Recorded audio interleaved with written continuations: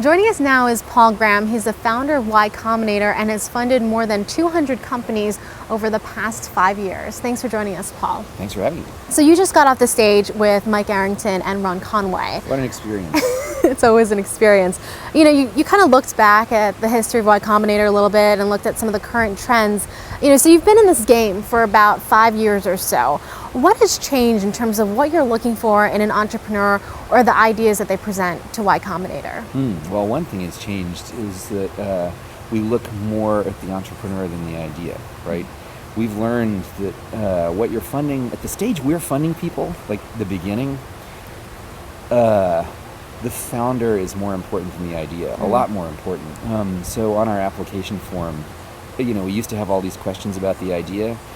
Now we have a lot fewer questions about the idea and a lot more questions about the founders and the relationship between them, right? That's the other thing. So they could come to you with the idea of Google or Twitter, and it wouldn't even matter, no matter how comprehensive their perspective was, if they didn't have this, what you were looking for in terms of their personality or the synergy. Well, if they came to us with the idea of Twitter, that would be really bad, right? Because Twitter already exists. Yes, I'm saying an idea that was on par. Believe me, we constantly get people coming to us with ideas that are basically some existing startup with some trivial change. So it's a common problem. So when you talk to these people and when you're trying to look at the relationship of the founders, what are you specifically looking for?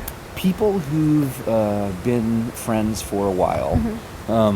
Have worked together on things, so they actually know one another's capacities. What we don't like is people who only came together for the purposes of doing this startup. And the reason is that means the only thing holding them together is the startup, right? And another thing about startups that we've learned, actually I probably already knew this from doing our own, is that almost every startup has some point where it seems like the startup is doomed and worthless, and there's no point anymore in continuing to work on it. And so if there is nothing holding the founders together besides the startup, and the startup is worthless, then there's nothing holding the founders together anymore, and they just like quit and go off and do other things. Whereas if they're close friends, they will keep working on the startup even though it seems worthless, in order not to let the other one down. And it turns out they were wrong.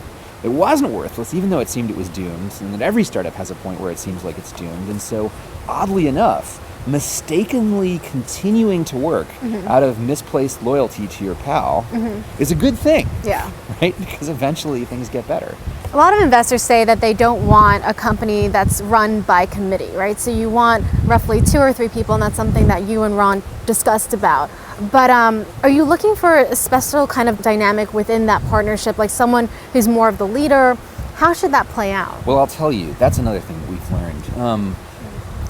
It's really bad if we're talking to a bunch of founders and we can't figure out who the leader is, right? We used to think, oh, these guys, they're being very democratic. No one wants to step in and step on the other one's toes. But, you know, frankly, if you think about the kind of people who start successful startups like Zuckerberg and Larry and Sergey and stuff like that, they tend to be pretty forceful. They're not people who step back and let the other people people talk. who have vision, right? It's not just that. They might have no vision at all. As long as they're sufficient ass kickers, they're more likely to do well than someone with a lot of vision who has no force. So what we've learned is if you're talking to a bunch of founders and you can't figure out which one you should address a question to because it seems like they're all peers, that's really bad. Yeah. Because what that usually means is not that like they're all leaders and they're all kind of tied. What that usually means is that there is no leader, right? And if you can't figure out who to address a question to, it means no one has sufficient backbone in the group, right? So let's just So it's good if there's one who kind of like pushes the others out a little bit, oddly enough. Yeah. But not too much. You don't want some megalomaniac who like completely pushes the others into the background. Just one who steps forward a little bit, you know?